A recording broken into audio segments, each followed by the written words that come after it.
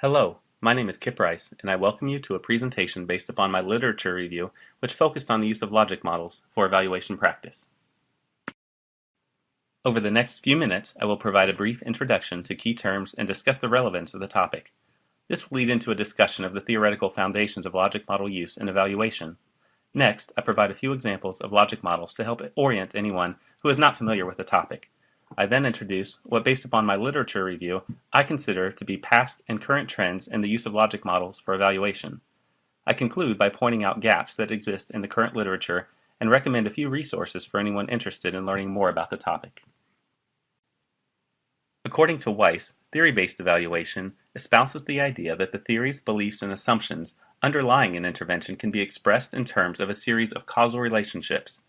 Evaluation efforts are then directed towards collecting data to identify gaps between the espoused program and the program as it was actually implemented. You may also see this referred to as theory-driven evaluation. A logic model is a graphical depiction of how an ideal or program is supposed to work. It is a visualization of underlying theoretical assumptions and causal relationships. Knowlton and Phillips describe it as a clear roadmap to a specified end.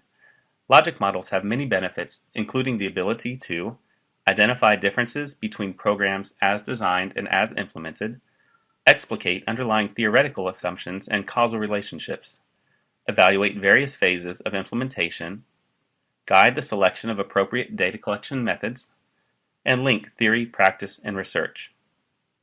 Logic models can be employed at various stages of a program's lifecycle, including development, implementation, and evaluation. Ideally, they are part of the development process, greatly simplifying later evaluation efforts. Here, I have limited my literature review to the use of logic models for evaluative efforts. Theory-based evaluation grew out of recognition that outcomes-based evaluation alone was not sufficient. There was a desire to know not just if programs yield the intended results, but also how programs lead to the observed outcomes. With this information, evaluation could move from being a means for simply passing judgment to being a path to program improvement. Similar to the shift in learning theory from behaviorism to cognitivism, this is sometimes referred to as a departure from the black box treatment. Logic models presented a simple way to visually represent these underlying theories. Foundational literature in theory-based evaluation and logic modeling first appeared in the 1970s. Although far from a complete list, some names most often associated with foundational literature include Chen, Rossi, Weiss, and Woolley.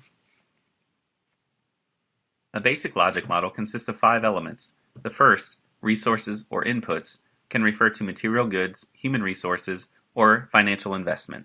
Activities are what is done with the inputs. Bickelmeyer and Horvitz note that activities can involve processes, tools, or technology. Outputs are the immediate products of the activities, while outcomes are the short, intermediate, and long-term results. Outcomes are most often associated with some form of skill, knowledge, attitude, or behavior. The final phase, impact, considers the organizational or system-wide impact of the program. This is the ultimate goal the program aspires to. Let's apply logic modeling to a timely topic, holiday travel. Inputs might include things like flight and family schedules, frequent flyer mile redemption options, and weather. Although not listed, resources such as money might also be considered. The activities include what needs to be done with the inputs and resources. In this case, the activities include tasks relevant to making transportation arrangements. The outputs are the direct results of the activities, such as the receipt of tickets, the expenditure of frequent flyer miles, or perhaps the money saved through the use of frequent flyer programs. Although sometimes stressful, holiday travel will hopefully yield a positive outcome measured by the level of family enjoyment.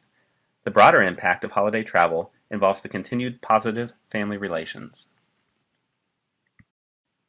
While previous examples represented simple logic models, they can become highly complex in direct correlation to the level of program complexity.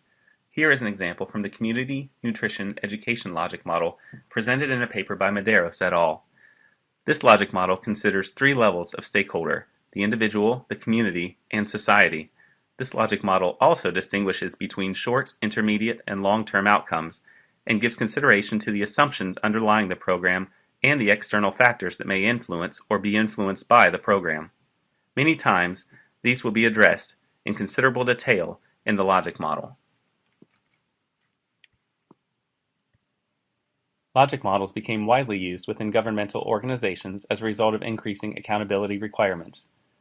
They are especially popular in health promotion and risk prevention fields. One such case study presented the logic model developed for a multi-state, multi-agency USDA-funded community nutrition education program. Another case study I reviewed applied logic models to a large scientific program within the Commonwealth Scientific and Industrial Research Organisation. CSIRO is Australia's national science agency. This is indicative of the trend towards greater use of logic models internationally. Logic models are also popular among large nonprofit organizations and have more recently gained popularity with smaller community-based organizations and with local programs. One of the studies I reviewed applied logic modeling to a teacher education program.